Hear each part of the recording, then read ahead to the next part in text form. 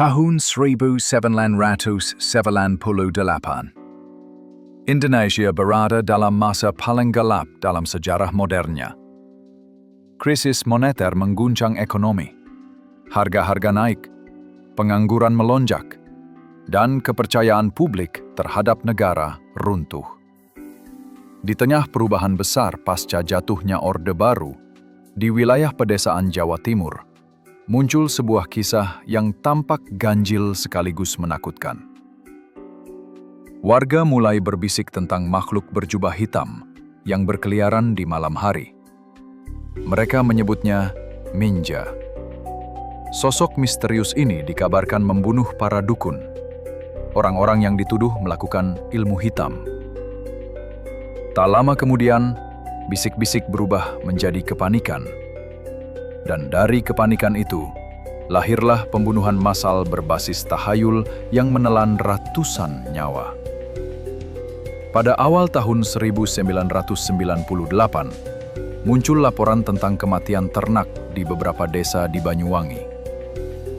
Tak lama, ada kabar tentang kematian misterius sejumlah orang tua yang dikenal sebagai dukun. Warga mulai mencurigai bahwa ada kelompok rahasia yang sedang memburu para dukun santet.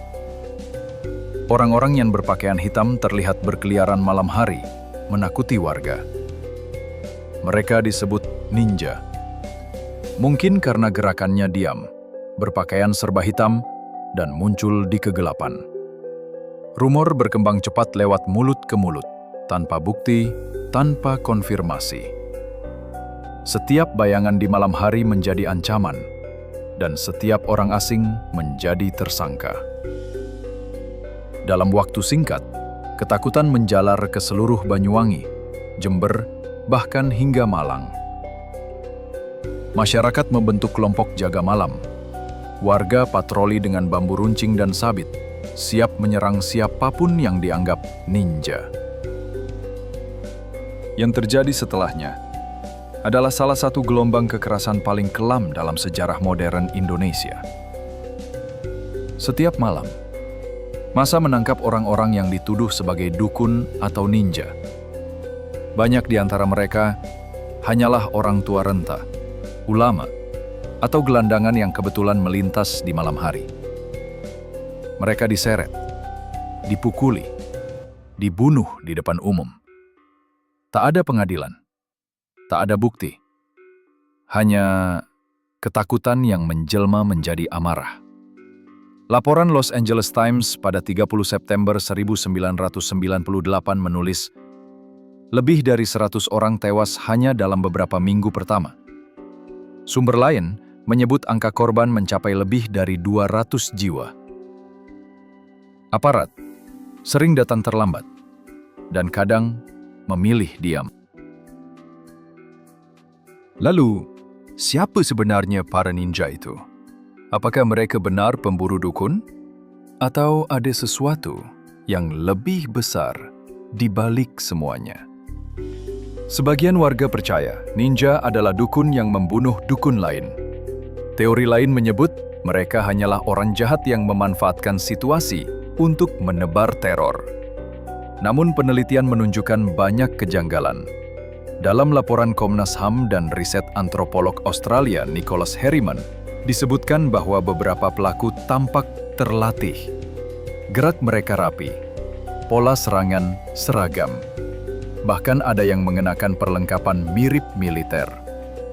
Muncul dugaan bahwa kekerasan ini bukan sepenuhnya spontan, bahwa ada kepentingan politik yang bermain di tengah transisi kekuasaan setelah kejatuhan Soeharto. Tapi, sampai hari ini, tak ada bukti hukum yang pasti. Yang jelas, rumor, ketakutan, dan ketidakpercayaan telah menjadi bahan bakar yang menyalakan api kekerasan itu. Di banyak desa, malam-malam terasa panjang. Orang takut keluar rumah, takut saling menatap. Beberapa ulama yang dihormati ikut menjadi sasaran. Banyak keluarga mengungsi, meninggalkan ladang dan rumah mereka. Dalam kekacauan seperti itu, batas antara pelaku dan korban menjadi kabur. Ada yang benar-benar percaya mereka sedang menyelamatkan desanya. Tapi ada juga yang memanfaatkan situasi untuk membalas dendam atau menjarah harta orang lain. Ketika hukum lumpuh, rumor menjadi satu-satunya kebenaran yang dipercaya. Komnas HAM kemudian turun ke lapangan. Mereka menemukan pola yang serupa di berbagai tempat. Keseragaman cara serangan, kelambanan aparat, dan jejak pelaku yang sulit dilacak. Pemerintah sempat menahan ratusan orang, tapi sebagian besar akhirnya dibebaskan karena kurang bukti. Hingga kini, tak ada aktor besar yang benar-benar diadili. Nicholas Harriman, seorang peneliti yang menelusuri Banyuwangi pasca tragedi ini, menyebutnya sebagai witch hunt modern, sebuah perburuan penyihir di zaman modern Indonesia.